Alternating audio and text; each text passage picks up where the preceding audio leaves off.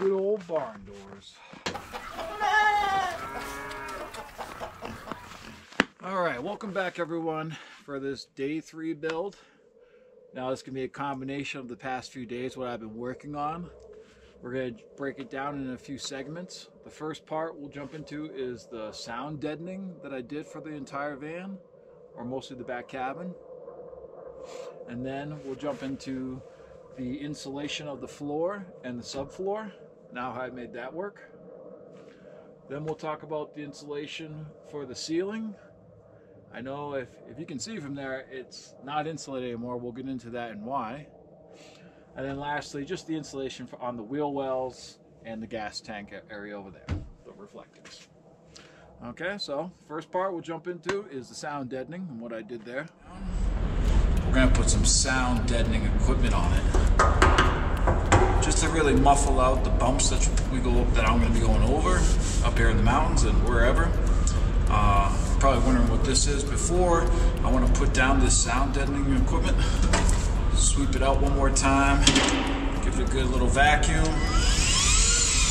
And after it's nice and dry and clean, I'm just going to wipe it down with some simple soap and water, just dish detergent, soap and water, and wipe it all down nice and clean. Alright, so this is the sound deadening equipment by Dynamat.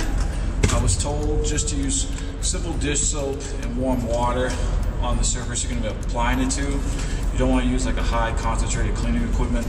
It might compromise the integrity of the material. So just take that into note.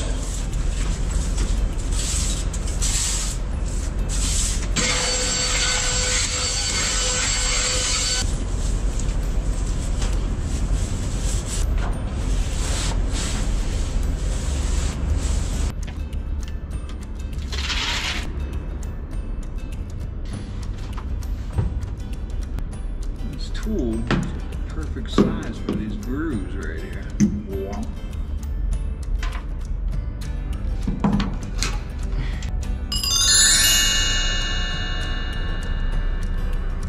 What?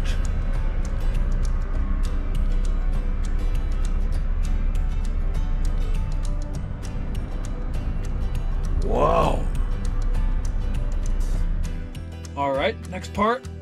Jumping into the insulation of the floor and the subfloor.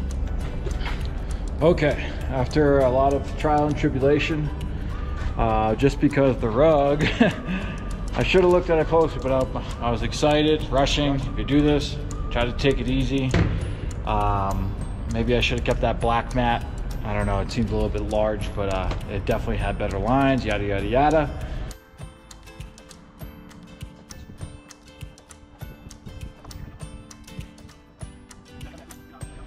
Had to do a little custom cutting around the wheel wells and around the gas and up towards the seat there, but it worked good. I'll fill this part in here. This is welded in, so I'll have to work around that. What we're gonna do now is take the foam out. Sorry if it's dark and echoey, but you know, I'm working. You gotta use gotta work with what you got. So we're gonna take it out, put it on here on plywood first, foam on top. Whew. And yeah, let's give this a go.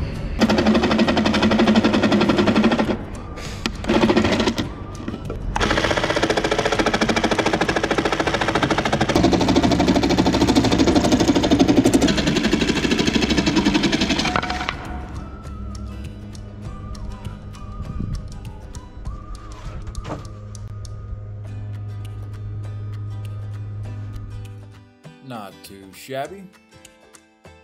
Floor insulation and subfloor complete. And now we'll talk about the insulation of the ceiling and what it looked like when I was putting it up. I used foamular insulation.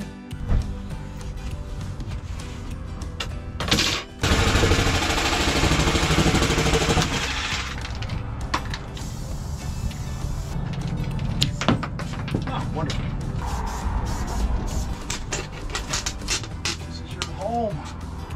For your home. And after further research, I decided to take that all down.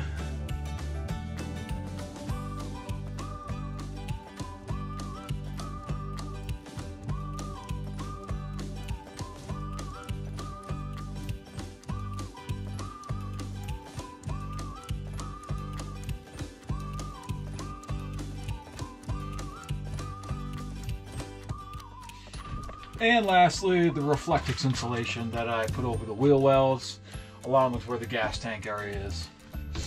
Alright, time to wrap these wheel wells with some Reflectix insulation.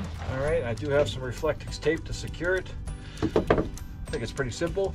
A little bit of measuring, a little bit of cutting, and a little bit of taping.